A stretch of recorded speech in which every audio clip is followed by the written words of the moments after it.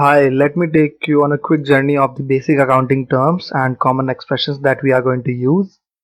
So the first one right here is a transaction. A transaction is any event or a business activity. Some examples of it are purchasing of goods, paying of a debt, paying of a creditor, or a cash transaction or receiving money. The second one right here is goods and services. The goods are the tangible parts, services are the intangible parts. One notable thing right here is these are the article or commodity or services in which the business deals. So suppose a company manufactures chairs and it sells chairs, then it is the goods the good for the company is chair. Suppose it sells its old printers, then it will not be considered as a good. The third one right here is a profit. The profit is revenue income over expenses. Yes, the basic terminology. Right here I have with me the balance sheet of Amazon Incorporation, and this is where it shows its net income. This right here is a profit.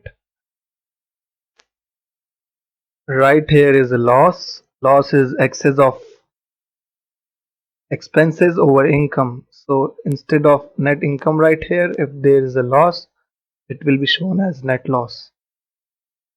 The fifth one is an asset. Asset is anything, any resources that is owned by the business. It can be classified into tangible and intangible.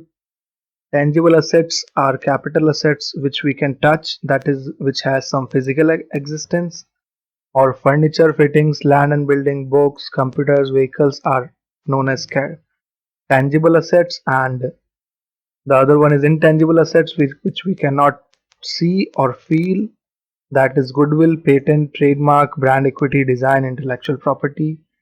Right here in the balance sheet, as you can see, this one right here, property and equipment net, that is 48,866 is the tangible assets, and goodwill right here is an intangible asset. Also, there is another classification for assets which we'll use widely, that is current asset or non-current asset. So a current asset is anything which is held primarily for the purpose of being traded, and it is expected to be sold in the normal operating cycle, that is 12 months. So right here I'll show you what a current asset is, that is inventory. So for Amazon, inventories are the current assets and marketable securities and accounts receivable. So these are the debtors that the Amazon accepts that they will pay within the span of 12 months. Okay. And what is a non-current assets? Non-current assets are those assets which are held for long-term use, like property, equipment, and net. The sixth one right here is a liability. A liability is an obligation of financial nature that needs to be settled at a future date. For example, in a simpler term, it is a loan from bank that we have to pay interest on, or it is a due money from a creditor that we have to pay. It can also be classified into current and non-current. Current liabilities are any liabilities which needs to be settled within the span of an operating cycle, that is a 12 month, and the non-current liabilities are those liabilities which will be settled after 12 months. So example of non-current liabilities are loan taken for 5 years, debenture issued.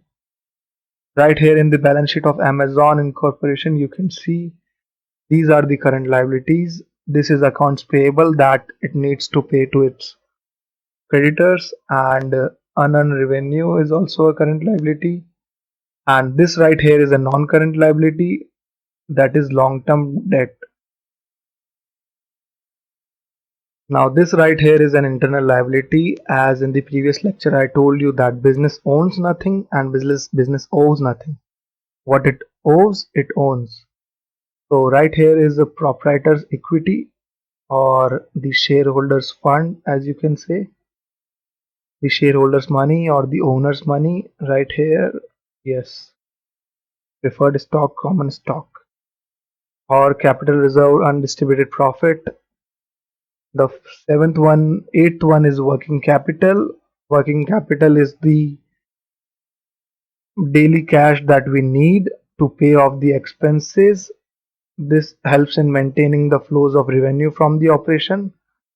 This is one of the most important term in which every startup lacks, and most of these startups close because they don't have any working capital. It can also be summarized into current assets minus current liability. That is, whatever current assets is left after paying all the current liabilities is known as working capital. The ninth one right here is contingent liability. A contingent liability is a potential obligation that could be created depending on the outcome of an event. For example, if a supplier that we don't want to pay or that we don't have to pay files a legal suit against us, and if the suit is still in the court, then we don't know for sure that it will be in our favor or in our against. Hence, we create a contingent liability just to show the true position of the financial statement, that we might have an obligation that we need to pay in the future, but we don't have it now. So, if we don't have it now, that is why we are not showing it this figure in the balance sheet. As you can see, there is no figure, but still there is a note given. I'll go to the note 7 right here in the Amazon's balance sheet, and let's see what the contingent liability for Amazon is. This right here is the contingent liability for commitments and contingencies for Amazon. Okay, so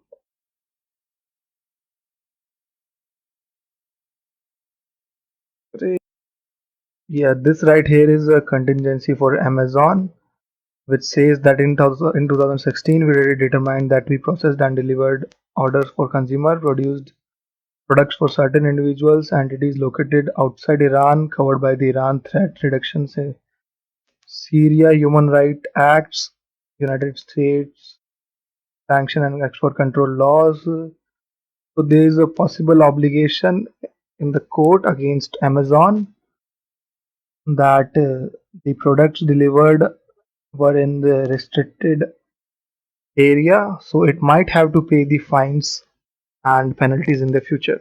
That is how a contingent liability is shown. The 10th one right here is a capital. Capital is the amount invested in the business by its owners, that is cash, goods, or any other asset that is needed to start a business. That is known as capital. So for Amazon Incorporation, the owners are the stockholders, that is the security holders. So the capital for Amazon Incorporation is treasury stock at okay, this one also additional paid in capital. So this one is the total capital for the Amazon Incorporation. The 11th one right here is drawings. So drawings is any amount of cash, goods, or any others which the owner withdraws from business for his or her personal use. As you can see right here, this is the balance sheet of Amazon Incorporation, and a business is a separate entity, a company is a separate entity, so it is illegal to withdraw money directly for your personal use. The concept of drawing is not applicable to the corporate bodies like limited companies. It is only restricted to the sole proprietorships or private businesses. But then how do owners withdraw money and how do they earn their profits? So suppose Jeff Bezos has 60% shares, and if the profit is like 100 rupees, so and the company decides to pay dividend, so 60 rupees dividend is transferred to Jeff Bezos. That is how people earn money or withdraw money from their businesses in limited companies. The 12th one right here is the net worth of the company. Net worth is the total of assets minus total of liabilities. Hence it is assets total minus liability equal to net worth. I'll show you this in the balance sheet. So this here is an asset, that is total. Let's name it as A. This here is the liabilities. Let us name them as B. And this here, which is also known as E, that is net worth, or will also be known as owner's fund or capital, or with many others names. So it will be like A minus B equal to E, which will come to a total of 27,709. So this is the net worth of the company. That is how much value of a company is left if all the assets are used to pay off all the liabilities. Next we have in line is non-current investment or current investment. Investment is anything that we put our money in to expect a good gain. That is known as investment. So non-current are investment which are more than 12 plus months, and like for example fixed deposit for 5 years.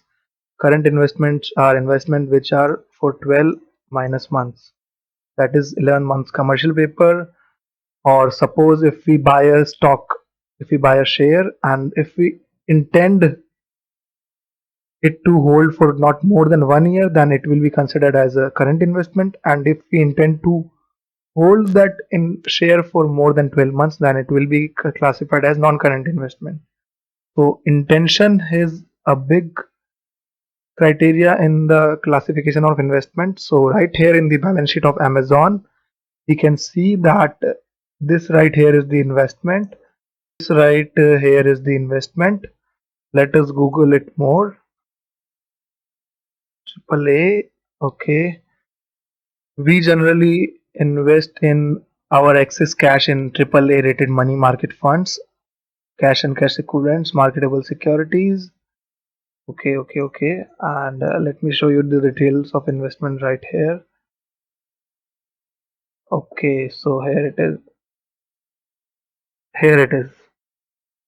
This is the details of investment that is invested right here. Money marketed funds, corporate debt securities, that are the debentures of other companies. This is US government and agency securities. This is asset backed securities. This is foreign government securities.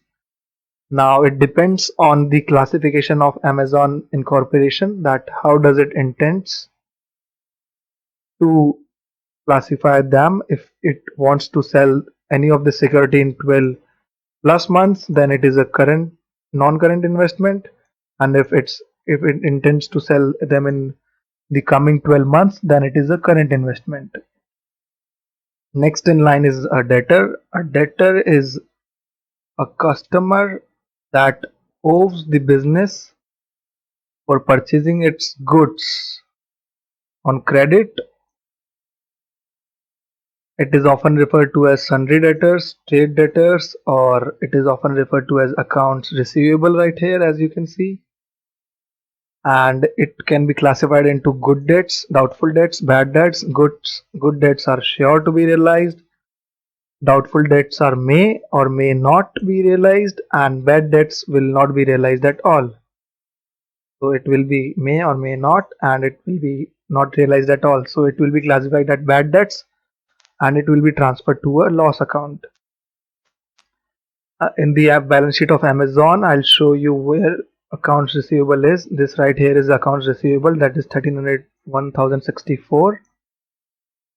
Let us Google more. Okay, so this one here, it says accounts receivable net and other. So customer receivable is $6.4 billion.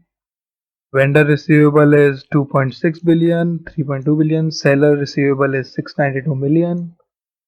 Let me explain this you with the help of an example. If we are A, that is we have our business and we have sold our goods or services to B, and B has promised us to pay within 6 months. That is not now, within 6 months. So B will be considered our debtor. That is sundry debtor because it has an obligation to pay and we have money to be received. That is asset. The reverse of a debtor is a creditor, that is whom we owe money for purchasing a good, a raw material that we need. Example, money payable to supplier of the goods. Right here in the balance sheet of Amazon Incorporation, this right here says the accounts payable. Let us search more into the accounts payable of Amazon. Accounts payable. Okay. So what all accounts it has payable? Okay. This right here is accounts payable for it. Let me see. Accounts payable as on December declines during the first 3 months. Equivalent and market 30 corresponding line or cash. Okay, so you know the gist. That is, if I am a business that is A and I have purchased something for the use of business from B and I have promised to pay him within 12 months or after some time. After some time I have promised to pay him, then not at the moment, then B is the creditor in my books. That is, there is a future obligation to pay and it is a confirm obligation, hence it will be considered as a creditor.